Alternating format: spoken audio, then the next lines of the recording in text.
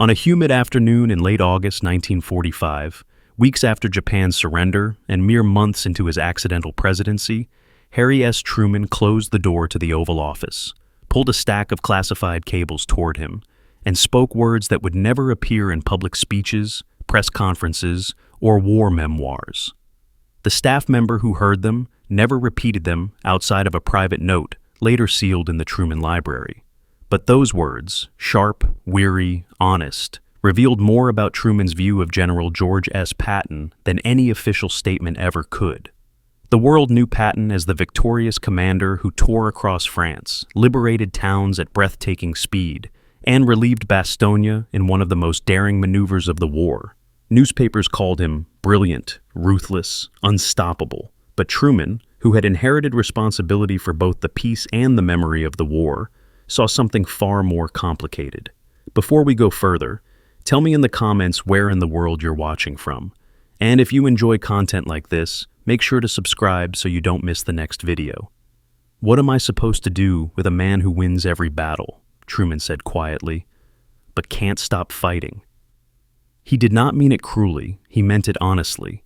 To Truman, Patton represented the hardest truth of the post-war moment. Some men were made for the crisis, not the calm that follows it. The two had never been close. Their paths had barely crossed before Roosevelt's death. Truman knew Patton mostly through reports, battle briefings, intelligence summaries, dispatches from Eisenhower. But as president, Truman now saw everything. Not just the victories, but the interviews, the remarks, the political consequences, the reactions from allies, the ripples through occupied Germany. And Truman worried, not because he disliked Patton, but because he understood what the world needed now and what it could no longer afford. He spent his first months in office navigating the wreckage of Europe, negotiating with Churchill and Stalin, deciding what should happen to Germany, and trying to keep the Allies unified long enough to prevent a second catastrophe. Every conversation, every policy decision, every diplomatic move required precision. Patton did not do precision. Patton did force, momentum, instinct. Traits that won wars but often endangered peace. Behind closed doors, Truman admitted something few presidents would dare say about a national hero: "We cannot rebuild Europe with a man who thinks the war is only paused." He said it not in anger, but in resignation. Truman admired Patton's courage deeply. He respected his ability to command men in impossible conditions. He understood why soldiers adored him. But Truman also knew that occupation was a different kind of battlefield. One misinterpreted sentence could fracture alliances. One impulsive action could unravel months of diplomacy. One public remark could give Stalin exactly the leverage he sought. And Patton's public remarks were becoming a storm. Behind that same closed door, Truman read the transcript of Patton's now infamous comparison between former Nazi Party members and American political groups. It was the first time Truman's expression shifted from concern to something closer to disbelief. He placed the paper down. He rubbed his forehead. And he said quietly to his military aide, "God help us. He's going to undo everything we've just secured." He didn't mean Patton intended harm. He meant that Patton did not understand the delicate balance Truman was trying to maintain. Germany's stability depended on careful public messaging. The Allies' unity depended on trust. And the world's first fragile months of peace depended on restraint from men who, for years, had trained themselves to do the opposite. Privately, Truman told an advisor something he would never say publicly. "George Patton is the finest field commander we had, and that's exactly why he can't run a civilian government." In the quiet of the Oval Office, Truman spoke openly about his dilemma. Removing Patton would spark public backlash. Keeping him could risk diplomatic collapse. Truman had already replaced Roosevelt in the most jarring transition imaginable. The last thing he wanted was another national controversy. But each report from Germany made Truman's choice harder to avoid. American diplomats warned that Patton's statements were being used by Soviet newspapers to undermine U.S. credibility. British officials expressed alarm that Patton's remarks contradicted Allied agreements. High-ranking military officers sent discreet messages urging Truman to step in. Truman listened, absorbing every word. Patton didn't frighten him. What frightened him was chaos. The post-war world was held together with the thinnest possible thread. Truman had seen the tension in Potsdam. He had heard the tone beneath Stalin's voice. He had watched Churchill fight exhaustion to warn him about Soviet expansion. Truman knew that if the Allies fractured in Germany, the entire continent could slide into a crisis even worse than the one they had just ended. And so, behind the same closed doors, where he wrestled with questions of atomic strategy and the future of Europe, Truman admitted the truth he wished weren't true. "Patton is a great general," he said softly, "but this is no longer a general's world." He didn't say it with satisfaction. He said it with sorrow. The cabinet room discussions that followed were quiet but tense. Truman listened to arguments from both sides. Some insisted that Patton's remarks had been exaggerated.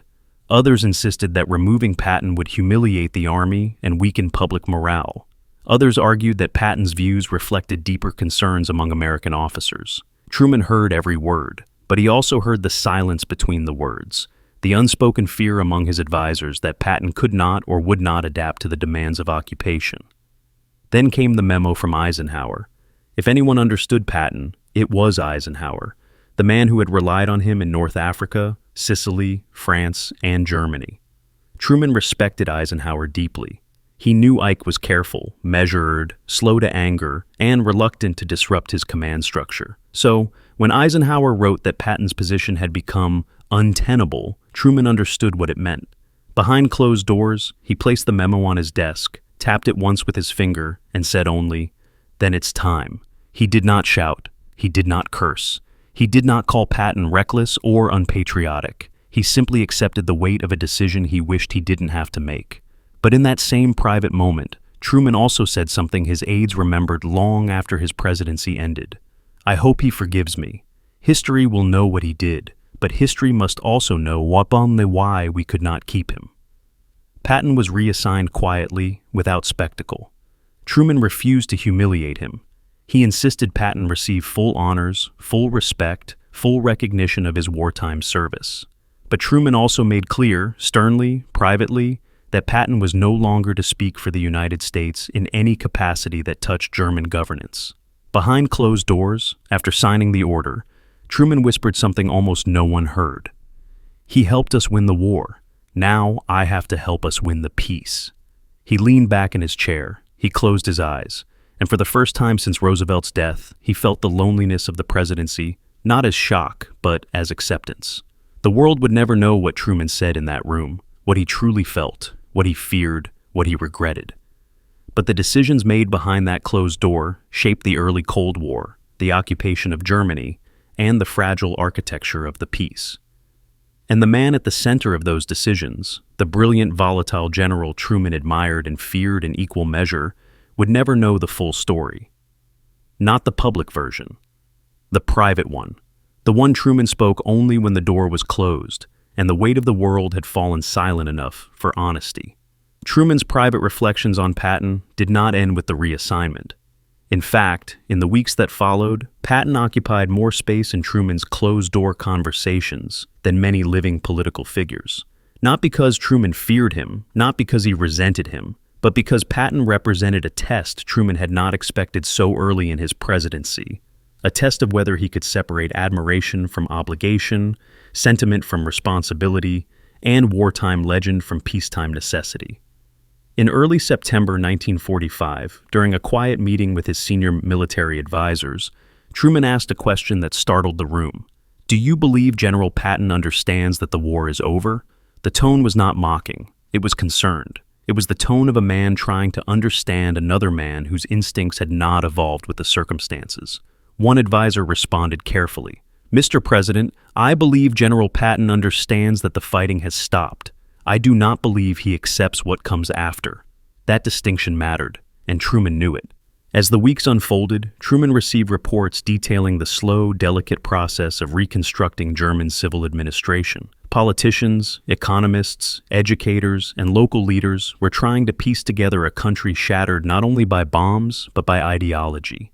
Every decision had to balance justice with functionality. Remove too many Germans from public service and society would collapse. Remove too few, and the moral legitimacy of the occupation would crumble. Truman's frustration grew, not with Patton's warnings, but with Patton's approach. Behind closed doors, Truman said more than once, "He knows the Germans. He knows war, but he has no patience for the rest of it." The irony was not lost on him. Patton, who could memorize maps in seconds and maneuver armies across continents, could not accept the slow machinery of rebuilding a nation. And Truman, who had never commanded anything larger than an artillery unit in World War I, was now responsible for the political future of an entire continent. Privately, Truman admitted to an aide that he felt a sense of guilt for not meeting Patton sooner, years earlier, before the war had hardened him, before command had carried him into myth. "Perhaps if I'd known him before all of this," Truman said quietly, "I might understand him better now." But remorse never altered Truman's resolve. He believed Patton's path had become too narrow for the responsibilities ahead. In mid-September, Truman received another set of cables. These described Patton's heated arguments with other officers, his resentment toward occupation directives, and his growing impatience with what he considered bureaucratic interference. Truman read the cables slowly, then placed them on his desk in a neat stack. He did not react with anger. Instead, he sighed. "He's a thoroughbred," Truman murmured, "but a thoroughbred doesn't plow a field." It was the closest Truman would ever come to describing why Patton, despite his brilliance, could no longer carry the responsibility he once did. Even so, Truman refused to dismiss Patton's concerns outright. Behind closed doors, he often acknowledged that Patton's instincts about Soviet intentions were not unfounded. "He sees danger clearly," Truman once said, "but he only sees one kind of answer to it." That was the heart of their divide. To Truman, the end of the war required strategy that operated on a completely different wavelength from Patton's instincts. Truman needed diplomacy, coalition building, economic aid, psychological stability, and patience. Patton needed clarity, directness, and confrontation. Neither man was wrong, but only one was president. Still, Truman continued to grapple with the burden of sidelining a national hero. Some nights, long after staff had gone home, he would sit in the Oval Office reading field reports from Patton's earlier campaigns. The Lorraine breakout, the drive toward Metz, the relief of Bastogne, moments when Patton's instincts saved thousands of lives and changed the course of history. Truman admired him deeply for those things, but admiration could not override the reality of the present. By late September, as tension grew between American and Soviet officials in Germany, Truman's inner circle began to circle back to the same question. What kind of military leadership did the United States need now? Behind closed doors, Truman spelled it out bluntly. Steady hands, not quick tempers. The war rewarded boldness. The peace punishes it. The remark was not a condemnation of Patton. It was a sober assessment of the world Truman was trying to shape. After Patton's reassignment became official, Truman asked his staff not to leak details of the decision. He insisted the general's reputation remain intact. "History will write the rest," he said. "It doesn't need my help doing it badly." He meant it. Truman had seen Roosevelt's legacy distorted by rumor and partisanship. He would not allow Patton's legacy to be shaped by whispers. Whatever criticism Truman voiced behind closed doors stayed there. A few weeks later, when a journalist asked Truman directly whether Patton had been punished, Truman replied calmly, "General Patton served this country with extraordinary distinction. His assignments are determined by the needs of the service, not by personal controversies." It was the truth, but not the whole truth. Behind closed doors, Truman had described Patton as a man of incredible force who cannot be placed where force is not the answer. He had acknowledged privately that keeping Patton in command would jeopardize the careful diplomacy that held Europe together. And yet, he had also said quietly, "If the world ever falls into flames again, we'll wish we had him back." Those contradictions reflected Truman's genuine feelings, respect without illusion, appreciation without denial. But nothing prepared him for what happened next. Patton's fatal accident shocked the White House. A routine car ride, a sudden collision, a broken neck. Truman received the first telegram early in the morning and stared at it longer than most reports he'd ever read. The news of Patton's paralysis hit him hard. The news of his death hit him harder. Behind closed doors, Truman said something no one expected. This wasn't how it was supposed to end for him. He meant it as more than sorrow. He meant that Patton deserved a transition, a role, a purpose, some way to channel the fire of his life into the peace he never had the chance to understand. And in this private grief, Truman also confronted the weight of leadership. He had made choices based on the world's needs, not one man's wishes, but he had done so with respect, not resentment. Later that day, alone in the Oval Office, Truman read a draft of the statement announcing Patton's passing. He edited nothing. He approved it silently. But after the press secretary left, Truman spoke softly into the empty room. He was a great man in a terrible time, and he carried the terrible time with him. It was the most honest thing Truman ever said about Patton, something the public would not hear, something history would never record, except through the recollections of those who stood quietly nearby. But the story of what Truman said behind closed doors was not finished, because what Truman said, and what he left unsaid, would shape the way America remembered Patton, and the way Truman remembered himself for the rest of his life. In the weeks following Patton's death, Truman found himself thinking often of the general during the rare quiet moments that slipped between meetings, cables, and decisions. Not in the way newspapers remembered Patton, with headlines, mythology, and dramatic battlefield retellings, but in the way Truman had come to know him privately, as a man who carried greatness with strain, brilliance with burden, and conviction with consequences. Truman never said these things publicly. He believed the presidency demanded a measured voice, not an emotional one. But behind closed doors, free from reporters and allies and political calculation, he admitted something he never expected to feel. Sorrow not just for Patton's death, but for the unresolved distance between them. One morning in early 1946, while reviewing occupation reports, an aide asked softly, "Do you believe General Patton understood why you reassigned him?" Truman looked up from the papers and answered with surprising clarity. "I believe he understood more than he let on," Truman said, "but understanding is not the same as accepting, and accepting is not the same as agreeing." The aide pressed gently, "Do you regret it, sir?" Truman shook his head. "No, the decision was necessary, but necessary things can still break your heart." It was one of the few moments Truman allowed emotion to slip through the armor of his presidency, and even then, only behind a closed door. Publicly, he continued with the business of rebuilding Europe. Privately, he revisited the lessons he had absorbed from watching Patton in the final months of the war. Patton had taught Truman something important about the early post-war world, something no diplomat, no intelligence report, no foreign leader had articulated with the same urgency. Patton had seen that peace would not be gentle. He had seen that the Soviet Union was not content with its wartime borders. He had seen that the rapid demobilization of American forces carried risks. He had seen that power, once lost in Europe, would be difficult to reclaim. Truman did not agree with Patton's proposed solutions, but the general's warnings had carved themselves into his thoughts. And as 1946 turned to 1947, Truman found himself leaning more heavily into policies that would anchor the Western world for decades. Behind closed doors, long before he announced the Truman Doctrine, he said to Secretary of State George Marshall, "Patton thought we'd lose Europe by being too patient. I won't let that happen." Marshall nodded. He understood the reference without needing the name. Patton's ghost lived in those conversations, not as a specter of aggression, but as a reminder of urgency. When Truman approved the Marshall Plan, an aide mentioned that some European leaders feared American assistance would be too slow to counter Soviet influence. Truman replied, "Then we won't be slow. We saw what slow cost us once. Patton taught me that much."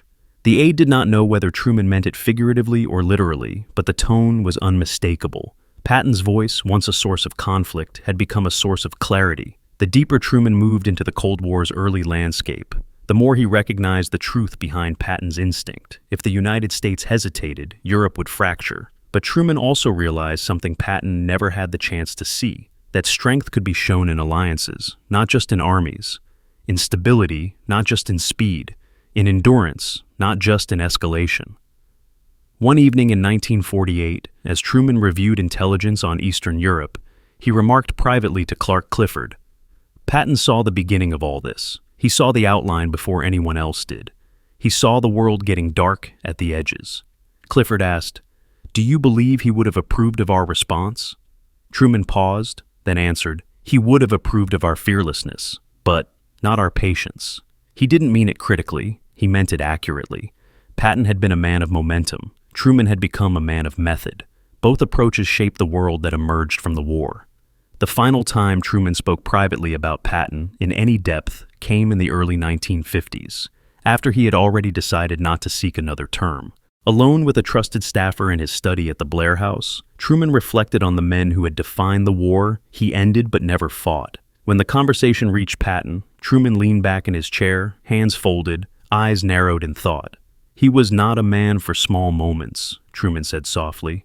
"And the end of the war was made of small moments, delicate ones, dangerous ones, moments that needed a softer hand than his." The staffer asked, "What do you believe history will say, sir?" Truman replied, "History will say he was the right man for the battle and the wrong man for the peace.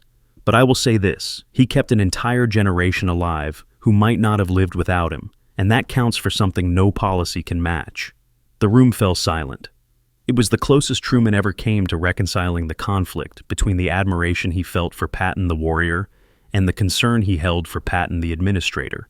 And that private reconciliation, spoken in a room without cameras, without journalists, without a written record, captured the truth better than any public statement the president ever gave. As Truman prepared to leave office, he wrote his own reflections on the war and its aftermath. Though he did not mention Patton directly, he hinted at the lessons learned from men whose brilliance carried consequences. "A nation does not win peace by the same means it wins war," Truman wrote. "Victory is earned on the field. Peace is secured in the decisions that follow, and those decisions demand judgment of a different kind." Those who read the line never suspected it was written partly with Patton in mind. But the truth is this: Patton shaped Truman more deeply than either man ever knew. Patton taught Truman to see danger early. Truman taught Patton, though too late, that danger alone cannot determine policy. Their relationship, strained and unfinished, became one of the most revealing mirrors of the transition between war and peace. In the end, Truman never spoke publicly about what he said behind closed doors about Patton. He never repeated the private concerns, the reluctant judgments, the moments of frustration, or the flashes of admiration. Instead, he protected Patton's legacy. Because Truman believed something many leaders forget, that a great man can still be the wrong man for a specific moment, and that his greatness should not be diminished by the moment he didn't fit. Patton died unaware of Truman's private respect. Truman lived unaware of the letters Patton wrote defending the president's courage in the early days after Roosevelt's death. Had either man seen the full truth, the distance between them might have narrowed. But history rarely grants its figures perfect understanding. What it grants, instead, is legacy. Truman's legacy was the architecture of the post-war world. Patton's legacy was the victory that made that world possible. And somewhere between those legacies, between the battlefield and the Oval Office, between force and restraint, between courage and caution, lies the story of what Truman truly said behind closed doors. A story of honesty, a story of conflict, a story of respect, a story of two men who never understood each other fully, but who, together, helped shape the world far beyond their own time. That is how Truman ended the conversation, not with criticism, not with regret, but with recognition. Behind closed doors, he said what history eventually understood. Without Patton, we might not have won. Without restraint, we might not have kept what we won. And with that, he closed the file. One chapter of history understood only by the man who lived it, and revealed only in the quiet, private spaces where truth is spoken without fear and without applause. What do you think? Share your thoughts in the comments. And if you want more true stories from the hidden corners of history, don't forget to like this video and subscribe to the channel.